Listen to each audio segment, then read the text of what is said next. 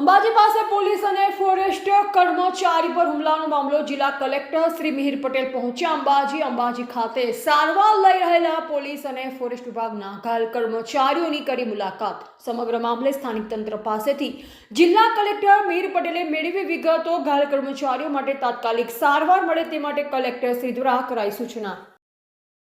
દાંતા તાલુકાના પાડલિયા ગામે કે જે અંબાજીથી આશરે 12 કિલોમીટર દૂર આવેલું છે, ત્યાં સર્વે નંબર 9 કે જે ફોરેસ્ટ વિભાગની જગ્યા છે, ત્યાં સવારે 8:30 વાગે અંદાજિત નર્સરી અને પ્લાન્ટેશનની કામગીરી ચાલી રહી હતી।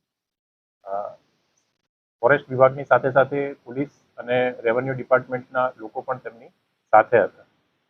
અંદાજિત 2:30 વાગ્યાના સમયગાળે 500 કરતાં પણ વધારે જે લોકોનું ટોળું છે, એમને એક પૂર્વ આયોજિત રીતે કહી શકાય એવો પથ્થર, ગોફણ અને તીર કામઠાથી હુમલો કર્યો છે।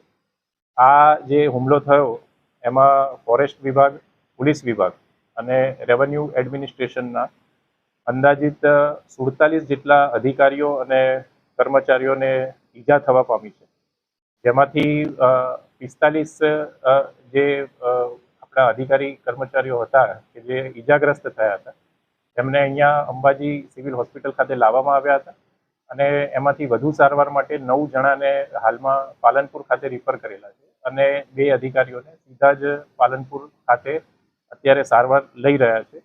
તમામ જે ઘાયલ કર્મચારીઓ છે, અધિકારીઓ છે, એ હાલમાં સારવાર હેઠળ છે અને તમામની જે હાલત છે, તમામની જે પરિસ્થિતિ છે, એ હાલમાં સ્ટેબલ છે। પોલીસ વિભાગ દ્વારા હાલમાં FIR જે નોંધવાની કાર્યવાહી ચાલુમાં છે અને આ સંદર્ભમાં પોલીસ વિભાગ દ્વારા કડકમાં કડક કાર્યવાહી કરવામાં આવશે।